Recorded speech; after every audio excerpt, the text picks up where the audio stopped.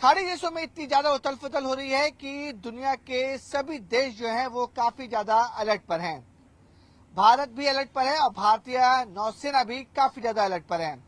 ऐसे समय में सबसे ज्यादा अगर किसी के ऊपर प्रेशर आता है तो वो होता है पेट्रोल वेसल के ऊपर। जी हाँ, वॉरशिप, फ्रिगेट और डिस्ट्रॉयर तो तब आते हैं जब वॉर या युद्ध शुरू होता है, लेकिन ऐसी सिचुएशन में भारतीय सीमा पर पेट्रोलिंग करने वाली सबसे बड़ी जिम्मेदारी होती है भारतीय नौसेना के पेट्रोल वेसल पर। न्यूज 18 इंडिया आज आपको दिखाएगा कि भारतीय नौसेना का पेट्रोल वेसल कैसा होता है, कितनी इसमें ताकत होती है, कितने लोग सवार होते हैं और एक साथ वो कितने दिनों तक गहरे समुद्र में पेट्रोलिंग कर सकता है। मेरे पीछे जो आप युद्धपोत देख रहे हैं ये भारतीय नौसेना का आईएनएस सुनैना है। ये एक पेट्रोलिंग वेसल है और सबसे ज्यादा इन्हीं जहाजों पर प्रेशर होता है ताकि वो भारतीय जो इंडियन ओशन हो या अरेबियन ओशन हो वहां पर इंटरनेशनल वाटर में जाकर निगरानी रख सके। ये जो जहाज होते हैं वो अमूमन एंटी पायरेसी, एंटी हाईजैकिंग या फिर दूसरे जब खतरा हो, कोई बड़ा खतरा होता है उसको देखने के बाद ये एक्टिव होते हैं और एक्टिव होने के बाद ये उन लोगों पर या सस्पेक्टेड जहाजों पर एक्शन भी लेते हैं। न्यूज 18 इंडिया आज आपको दिखाएगा कि पेट्रोलिंग वेसल आखिरकार कैसे होते हैं और कितना प्रेशर होता है पेट्रोलिंग वेसल पर इतने बड़े क्षेत्र को पेट्रोलिंग करने के लिए। तो हम आपको ले चलते हैं आईएनएस सुनैना में और दिखाते हैं इस जहाज की ताकत और क्षमता कि एक साथ कितने लोग इसमें सवार होकर महीनों तक पेट्रोलिंग कर सकते हैं। गंदा कट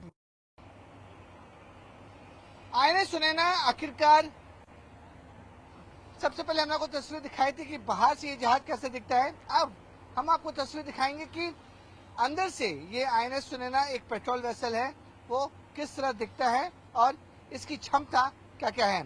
सबसे पहले जो न्यूज 18 इंडिया की टीम है वो इस जहाज पर जो पेट्रोलिंग वेसल है वहां पर मौजूद है और जिस जगह पर हम मौजूद हैं उसे फॉक्सल कहते हैं। फॉक्सल का मतलब होता है कि किसी भी जहाज का आगे का हिस्सा, और आगे का हिस्सा इसलिए भी सबसे ज्यादा अहम होता है क्योंकि इसी जगह पर जो वेपन्स होते हैं, जो गन्स होते हैं वो यहाँ पर इंस्टॉल की जाती हैं। फ्रिगेट और डिस्ट्रॉयर में ये हिस्सा बहुत इंपॉर्टेंट होता है क्योंकि वहां पर जो रॉकेट लॉन्चर्स होते हैं वो सब लगाए जाते हैं। लेकिन मैंने आपको बता दिया कि ये फ्रिगेट और डिस्ट्रॉयर नहीं है बल्कि एक पेट्रोलिंग वेसल है और इस समय हम फॉक्सल पे खड़े हैं। फॉक्सल एक इंपॉर्टेंट पार्ट होता है किसी भी जहाज का। ये जो ये देख रहे हुए एंकरेज या एंकर करने के लिए सबसे ज्यादा इंपॉर्टेंट होता है।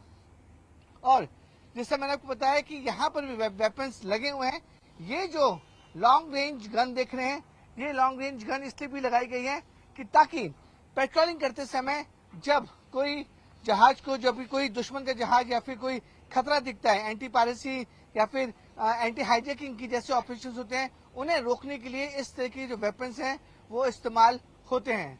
ऊपर का हिस्सा जो आप देख रहे हैं उसे ब्रिज कहते हैं। वो होता है कंट्रोलिंग का पूरा एरिया जहां पर जो कैप्टन होते हैं वो वहां से जहाज को पूरी तरह से कंट्रोल करते हैं। ये हिस्सा मैं आपको फिर से दिखा जाऊंगा। ये फॉक्सल हिस्सा है, ये जहाज का सबसे आगे का हिस्सा है। इस जगह को फॉक्सल कहते हैं जहाज की लैंग्वेज में। और लेमन की लैंग्वेज में आपको अगर मैं आपको बताना चाहूँ तो ये जो एरिया होता है वो जहाज का सबसे आगे का हिस्सा होता है और काफी महत्वपूर्ण हिस्सा होता है क्योंकि यहीं से सारी मॉनिटरिंग होती है। जो रडार सिस्टम्स होते हैं यहीं से, जो ऊपर का ब्रिज देख रहे हैं वो वहां से पूरा सिस्टम मैनेज होता है कि जहाज को किस तरफ जाना है और किस तरफ नहीं जाना है। तो ये आईएनएस सुनैना का ये जो फॉक्सल है वो इस तरह से दिखता है। और जैसा मैंने आपको बताया कि हर एक पेट्रोलिंग वेसल का सबसे इम्पोर्टेंट रोल होता है गहरे समंदर में जाकर पेट्रोलिंग करना। ये इसलिए भी इम्पोर्टेंट होता है क्योंकि ये जहाज पेट्रोलिंग करते समय ये तय करता है कि कितना खतरा आगे है और कितना खतरा नहीं है। इसलिए इन जहाजों की जो रोल है वो काफी ज्यादा अहम होती है। अब हम आपको आगे दिखाएंगे कि जहाज का जो ब्रिज है, जो मेन कंट्रोलिंग सिस्टम है वो कैसा दिखता है और कैसा होता है। आईएनएस सुनैना के जो फॉक्सल पार्ट था वो हमने दिखाया। अब हम आपको दिखाएंगे कि ब्रिज कैसा होता है और किस तरीके से इस जहाज के अंदर हम जा सकते हैं। ये छोटे छोटे दरवाजे होते हैं ताकि जो आने जाने में जो लोग हैं उनको ज्यादा दिक्कतें ना हो। Bridge, how to go to bridge this side. ये देखिए, ये जहाज के अंदर का हिस्सा है और इसी तरीके से छोटे छोटे कमरे हर जगह बने रहते हैं क्योंकि बहुत कॉम्पैक्ट होता है, तो यहाँ से जाना और निकलना सब। अब हम अमूमन किसी भी जहाज में देखा जाता है तो ये जब कोई नीचे से उतर रहा होता है तो ऊपर आप एक तरफ नहीं चल सकते हैं। देखिए आईएनएस सुनैना, जो मैं आपको बता रहा था कि आईएनएस सुनैना ये पेट्रोलिंग वेसल है और सबसे बड़ी रेस्पॉन्सिबिलिटी आईएनएस सुनैना के ऊपर इस तरीके के जो वेसल्स होते हैं उनके ऊपर होती है ताकि वो निगरानी रख सके। और इसका जो ट्रेडमार्क है वो भी आप देख सकते हैं कि वल्चर जैसा इसमें बनाया गया ताकि नजर बना के रख सके। तो इस तरीके के, अब मैं आपको दिखाऊंगा, अपने कैमरे को बोलता हूँ कि जाके आपको दिखाए कि ऊपर ब्रिज के हिस्से पर अगर मैं आपको जाके दिखाऊं तो इस तरीके से यहाँ पर ये छोटी छोटी सीढ़ियां होती हैं ताकि आप ऊपर आ सके। और ये जो पार्ट है अभी ब्रिज का हिस्सा है। ब्रिज के पास अगर मैं आपको जाके दिखाऊं कि जो मेन रूम होता है जहां से पूरा शिप कंट्रोल होता है, तो ब्रिज का हिस्सा है जिससे मैंने बताया कि 2 मंजिला ऊपर, 1 मंजिला हम चढ़ चुके हैं, दूसरा मंजिला भी देखिए इस तरह की जो सीढ़ियां बनती हैं हर एक जगह पर छोटे छोटे कमरे बने रहते हैं। सामने जो आप देख रहे हैं वो कैप्टन का केबिन है, क्योंकि किसी भी स्थिति में अगर कोई पेट्रोलिंग वेसल बताया जा रहा है कि 40 से 45 दिन तक वो गहरे समंदर में रहता है, पेट्रोलिंग करते रहते हैं, इसलिए सबके अलग अलग केबिन बने गए हैं। ये देखिए, अब हम लोग जहाज के सबसे ऊपरी हिस्से में आ गए हैं और ये ब्रिज है। ब्रिज का, जिससे मैंने आपको बताया कि सबसे इंपॉर्टेंट पार्ट होता है किसी भी जहाज का, कि जहां से पूरा जहाज जो है वो कंट्रोल होता है। इस जगह हम मौजूद हैं। अब देखिए सारे इक्विपमेंट्स यहाँ पे लगे हुए हैं। सामने जो है वहां से समंदर दिख रहा है। मैंने आपको पहले भी दिखाया था कि आगे के हिस्से को फॉक्सल कहते हैं। फॉक्सल जो आपको यहाँ से नजर आ रहा है, अगर मेरे कैमरे राजेश साहब अगर आपको दिखा सकें, उस पार्ट को, जहाज का जो फॉक्सल पार्ट होता है वो फ्रंट पार्ट होता है। और जिस जगह हम खड़े हैं और जिस जगह हम मौजूद हैं इसे ब्रिज कहते हैं। यहाँ पर कैप्टन है वो मौजूद रहते हैं और सारे कमांड्स और सारे कंट्रोल्स इसी जगह से होते हैं और पूरा का पूरा जो जहाज का कंट्रोलिंग होता है वो इस जगह से होता है। अगर कोई भी संदिग्ध चीजें, जैसा मैंने आपको बताया कि पेट्रोलिंग वेसल हमेशा एंटी हाईजैकिंग और एंटी पायरेसी के लिए यूज होता है। अगर कोई बड़ा खतरा नजर आता है तो ये जो पेट्रोलिंग वेसल है, ये जो सारे मैसेजेस हैं वो हेडक्वार्टर को भेजता है। तो ये जो बहुत इंपॉर्टेंट बात है, सारी चीजें, सारा कंट्रोलिंग इसी जगह से होता है। इसको ब्रिज कहते हैं, जहां पे कैप्टन और शिप के जितने भी बड़े अधिकारी हैं वो इस जहाज पर मौजूद रहते हैं। यहाँ से पूरा का पूरा जो शिप है वो कंट्रोल होता है। किसी भी युद्धपोत या जहाज में सबसे अहम होता है सिकवे। सिकवे एक मिनी हॉस्पिटल जैसा होता है जहां पर अगर किसी सेलर या किसी ऑफिसर को चोट लग जाए या इंजर्ड हो जाए, क्योंकि समंदर जो है जहाज में कई दिनों तक रहता है, उस स्थिति में किसी सेलर को चोट लग जाए या तबियत खराब हो जाए तो उसके इलाज के लिए जहाज वापस हार्बर पे नहीं आता है, बल्कि हर एक जहाज में इस तरीके की जो मिनी हॉस्पिटल है जिसे सिकवे कहते हैं, इस तरीके के जो सिकवे होते हैं वो हर एक जहाज में बने रहते हैं। हम आपको अंदर जाके दिखाएंगे कि किस तरीके से ये सिकवे अंदर से कैसा होता है। ये देखिए, पूरा का पूरा आपको ये एक मिनी ऑपरेशन थिएटर लग रहा होगा। देखिए पूरी तरह से जो ओटी फैसिलिटीज हैं ऑपरेशन थिएटर में जैसे होता है, अगर कोई इंजर्ड हो जाता है, तबीयत बहुत ज्यादा खराब हो जाती है, उसका जो फर्स्ट एड जो होता है, इलाज होता है, वो इसी जगह पे होता है। और पूरी कोशिश की जाती है कि जो इंजर्ड पर्सन है या जिसकी तबीयत खराब है वो जल्दी से ठीक हो सके, ताकि मेजर प्रॉब्लम होती है तो उसको अलर्ट करा के जो लैंड होता है वहां पर भेजा जाता है। लेकिन पूरी कोशिश होती है कि इस तरीके के जो मिनी हॉस्पिटल्स हैं या मिनी ओटी बोल सकते हैं, उसमें इस तरीके के इलाज होते हैं ताकि उसमें डॉक्टर्स एनी टाइम मौजूद हैं। यहाँ के जो डॉक्टर्स हैं उनसे हम बात करते हैं। वैभव सर, किस तरीके की फैसिलिटीज यहाँ पे आप लोग प्रोवाइड कराते हैं? So this is our sick bay on board INS Sunena. So we have all the basic facilities, including operation table, and we have 2-bedded sick bay here. Okay. And on board, I am the medical officer posted on board, and he is the medical assistant. So we have 2 manpower as of now. Apart from that, all the emergencies we can manage them for the immediate first aid and immediate management. Okay. If anything is crucial at sea, some emergency happens, we have to airlift them. लेकिन से सबसे बड़ा सवाल होता है कि OT है, proper operation theatre है, इस इधर किस तरीके के पेशेंट आता है? क्योंकि मेजर इंजरीज होती है तो आप लोग बोलते हैं एयरलिफ्ट करते हैं, ऐसी स्थिति में नॉर्मल इंजरीज कैसी होती है कि आप लोगों को लगता है you can handle it? So basically, all the sailors or officers posted on board ships, they will be ensured they are fit for sailing first. So Okay. either they will be in shape 1 category or shape 2 category. So that annually their medical will be done. Accordingly, it will be decided whether they are fit for sailing or not. First thing. So Okay. most of them will be fit for sailing. So unfortunately, if some trauma or any emergency happens, like any injury back, like most of the time, if sea state is rough, some crush injury can happen, so, or any fall from height. Okay. So in that cases, we have to manage it on board, and we have all the basic facilities here. Thank you so much sir. तो ये थे हमारे साथ doctor feminine, यहाँ के medical officer थे।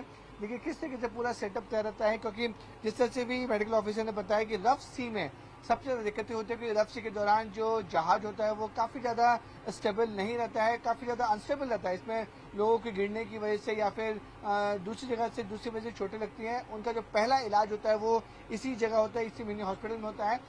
In case अगर इलाज सीरियस इंजरीज हैं और लगता है कि इस पर जो ऑफिसर जिसको चोट लगी है उसे अब दूसरी जगह भेजना है, तो एयरलिफ्ट कराकर उन पेशेंट को बड़े हॉस्पिटल और लैंड पर भेजा जाता है। Thank you. अब हम आईएनएस सुनैना की जो पेट्रोलिंग वेसल है उसके हेलो डेक पे जा रहे हैं। हेलो डेक वो जगह होती है जहां पर जो चॉपर होते हैं, हेलीकॉप्टर होते हैं, वो वहां पर एंकर होते हैं और इमरजेंसी के टाइम में उनको वहां से फ्लाई किया जा सकता है और लैंड भी किया जा सकता है। ये बहुत इंपॉर्टेंट पार्ट होता है किसी भी पेट्रोलिंग वेसल का। ये देखिए, ये जो जगह है इसको हेलो डेक कहा जाता है और इसी जगह पर जो सामने आप चेतक देख रहे होंगे कि जब कोई भी पेट्रोलिंग वेसल जब बाहर निकलता है तो इस तरीके के जो हेलीकॉप्टर हैं, ये इंडियन नेवी का चेतक हेलीकॉप्टर है। और अभी फिलहाल जब जहाज किनारे में खड़ा होता है तो इस तरीके के इस पूरे चेतक हेलीकॉप्टर को इसी तरीके से पैक करके यहाँ पर रखा जाता है। जब जहाज पेट्रोलिंग के लिए बाहर निकलता है तो चेतक को भी जो एयर सर्विलेंस होती है उससे पेट्रोलिंग करने के लिए इसे बाहर निकाला जाता है और बाहर निकालने के बाद जिस जगह हम खड़े हैं वो हेलो डेक होता है। हेलो डेक ये पार्ट होता है, यानी कि हेलो डेक जो जगह है वो जहाज के सबसे आखिरी हिस्सा होता है, यानी कि जहाज के सबसे पीछे वाले हिस्से को हेलो डेक बोलते हैं। जिससे मैंने आपको बताया कि सबसे पहले जहाज का जो आगे का हिस्सा होता है उससे फॉक्सल बोलते हैं। फिर हमने आपको जहाज का ब्रिज दिखाया जहां से पूरा कंट्रोलिंग सिस्टम होता है, जहां पे कैप्टन जो होते हैं वो एक एक इंस्ट्रक्शन देते हैं। और ये जो इलाका है, ये जो जगह है वो जहाज का सबसे आखिरी हिस्सा है हेलो डेक। ये जो पार्ट है आप देख रहे हैं, यहाँ पे ये हेलीपैड की लैंडिंग होती है और लैंडिंग के टाइम पे ही ये सब कुछ यहाँ पे पूरा सिस्टम बनाया गया है। और उसके बाद जब पूरा पेट्रोलिंग वेसल्स जब चेतक, जिससे मैंने आपको बताया कि अभी तो ये अंदर रखा गया है और जब पेट्रोलिंग होती है तो इसी चेतक को बाहर निकाला जाता है, फ्लाई किया जाता है और फ्लाई करने एयर सर्विलेंस होते हैं। तो ये था आईएनएस सुनैना पेट्रोलिंग वेसल है। जिस तरीके से वो पूरे सबसे ज्यादा प्रेशर, मैंने आपको बताया किसी भी जहाज के ऊपर अगर किसी प्रेशर सबसे ज्यादा होता है तो पेट्रोलिंग वेसल्स के ऊपर होता है, क्योंकि यही जहाज जो है वो समंदर, गहरे समंदर में जाते हैं और पेट्रोलिंग करते हैं। और जैसे मैंने आपको बताया कि इस तरीके के वेस्टर्न नेवल कमांड में, ईस्टर्न नेवल कमांड में या फिर सदर्न नेवल कमांड में अलग अलग बड़ी मात्रा में पेट्रोलिंग वेसल हैं जो समुद्र में जाते हैं और एंटी हाईजैकिंग, एंटी पायरेसी के साथ साथ अगर कोई दूसरा सस्पेक्ट या दूसरी चीज दिखती है तो उसके ऊपर भी इस तरीके की जो पेट्रोलिंग वेसल है वो कार्रवाई कर सकते हैं। भारतीय नौसेना में सबसे ज्यादा अगर किसी के ऊपर प्रेशर होता है तो वो होता है पेट्रोलिंग वेसल के ऊपर। इस समय हम आईएनएस सुनैना में हैं, एक पावरफुल पेट्रोलिंग वेसल है और पूरी बातचीत के लिए हमारे साथ आईएनएस सुनैना के कैप्टन सत्यजीत चौधरी सर, उनसे बात करते हैं। सर, बताया जा रहा है कि पेट्रोलिंग वेसल पे सबसे ज्यादा प्रेशर, मतलब प्रेशर लेमन में समझना चाहेंगे तो किस टाइप का प्रेशर आता है? तो मैं आपको ये बताना चाहूँगा, प्रेशर तो कहना सही नहीं होगा, ये हमारा काम है एंड हम अपना काम बखूबी निभाते हैं। एंड आईएनएस सुनैना जो है ये एक एनओपीवी क्लास ऑफ शिप है जिसे नेवल ऑफशोर पेट्रोल वेसल कहते हैं। आजकल के आप अगर चैलेंजेस देखें, स्पेशली इंडियन ओशन रीजन में जहाँ पे natural calamities, piracy illegal and unregulated fishing and कई टाइम्स पे हमें humanitarian assistance and disaster relief operations करने पड़ते हैं। तो ये जो वेसल है आइडियली सूटेड है इन मिशंस के लिए इन टर्म्स ऑफ हमारी capability in weapons and sensors, हमारी capability in endurance and carrying capacity of personnel and equipment and stores. So in vessel से हम ये सारे मिशंस बहुत इजीली कंप्लीट कर सकते हैं। सर एंड्योरेंस की बात करें तो इसका एंड्योरेंस टाइम कितना होता है, कितने सेलर्स एट अ मोमेंट ये आप लोग इसमें रह सकते हैं? इंपॉर्टेंट रोल क्योंकि आप लोग फर्स्ट रेस्पॉन्डर होते हैं किसी भी चीज़ के लिए पेट्रोलिंग वेसल। जी, सो इंड्योरेंस जो है वो डिपेंड करता है किस मिशन के लिए आप जा रहे हैं एंड एक नेवल वेसल का इंड्योरेंस एट सी लिमिटेड नहीं होता क्योंकि हमारे पास कैपेबिलिटी होती है एट सी रिफ्यूल करने के लिए भी एंड उसको करने के बाद हम अपना इंड्योरेंस और भी बढ़ा सकते हैं। सो नंबर ऑफ पर्सनल की जो आपने बात करी, एक टाइम पे कम से कम 120 टू 130 पर्सनल इजीली हम ऑन बोर्ड कैरी करते हैं। सर वेपन्स के बारे में जानना चाहेंगे लेमन की लैंग्वेज में कि जो आपको जो भी इन्फॉर्मेशन देते हैं कैसे कैसे वेपन्स इसमें होते हैं आईएनएस सुनैना में पेट्रोलिंग वेसल में? सो आप जो आप देख रहे हैं ये विजिबल वेपन्स हैं आपके सामने। आपके पीछे ये शिप की मेन गन है, super rapid gun mount and ship में 2 AK-630 गन माउंट्स हैं इंक्लूडिंग शाफ्ट लॉन्चर्स एंड अलग अलग तरीके के small arms. Sir other this is IOS Sagar आप भी इस आईओएस सागर के कैप्टन होंगे, तो इस पूरे इतने सारे अदर कंट्रीज के जो फॉरेन कंट्रीज के जो आते हैं नेवी ऑफिसर्स, उसको लीड करना और उनके साथ काम करना, ये कैसा एक्सपीरियंस है? सो जैसे आपको पता है कि जहाज पे 16 नेशंस के लोग ऑन बोर्ड हैं एंड हालांकि मैं समझता हूँ ये एक स्ट्रेंथ है शिप का कि हम 16 पार्टनर नेशंस के सेलर्स एंड ऑफिसर्स को कैरी कर रहे हैं, बट साथ के साथ कुछ चैलेंजेस भी थे इन टर्म्स ऑफ लोगों के अलग अलग ट्रेडिशंस एंड कस्टम्स, बट हमारी जो कंबाइंड ट्रेनिंग थी एंड हमारे informal interactions on a daily basis, उसके बाद हमने ये चैलेंजेस ओवरकम कर लिए हैं। अब हम एक कोहिसिव टीम है जो अभी हार्बर ट्रेनिंग कंप्लीट करने के बाद अपने सी फेज के लिए जाने वाला है। एक बड़ा चैलेंज होता है कि डिफरेंट कंट्रीज के डिफरेंट सेलर्स और ऑफिसर्स आते हैं, उनका काम करने का तरीका अलग होता है, अपने इंडियन नेवी का काम करने का तरीका अलग होता है, तो आप लोग भी बहुत कुछ सीखते होंगे और सिखाते होंगे, तो इस सिचुएशन कैसे हैंडल करते हैं? जी बिल्कुल। सो ये जो पूरा मिशन है ऑफ आईओएस सागर, ये एक म्यूचुअल रिलेशनशिप है हमारी इन कंट्रीज के साथ, जहाँ पे हम उनसे सीख रहे हैं और हम उन्हें सिखा रहे हैं। ये एक्सपीरियंस शेयरिंग है। हमने ये जो हार्बर ट्रेनिंग फेज कंडक्ट किया है वो प्राइमरीली सबको एक कॉमन टेक ऑफ लेवल पे लाने के लिए किया है, क्योंकि सब लोग अपने अलग अलग navies and maritime security agencies से आ रहे हैं, सबके ऑपरेटिंग प्रोसीजर्स अलग हैं। सो क्योंकि हम इंडियन नेवी के शिप पे सेल कर रहे हैं, सो हार्बर ट्रेनिंग के बाद अब सबको एक कॉमन बेसलाइन दे दी गई है एंड अब आई कैन कॉन्फिडेंटली से हम लोग एक कोहिसिव यूनिट हैं जो एक तरीके से ऑपरेट कर रही है एंड अपना mission at sea for promoting security and growth for all the region हम इसको आगे बढ़ाएंगे। Okay sir, last question sir, आप लोग जब मुंबई से निकलेंगे तो कौन कौन से देश जाएंगे, कौन कौन से एक्सरसाइज करेंगे? सो देश हम अलग कम से कम 7 देशों में ये शिप जाएगा। ये सी फेज अगले 1 से 1.5 महीना कंटिन्यू होने वाला है। जो एक्सरसाइजेज हैं ये प्राइमरीली एक्सक्लूसिव इकोनॉमिक जोन की patrolling and coordinated patrols in countries के साथ हम कंडक्ट करने वाले हैं।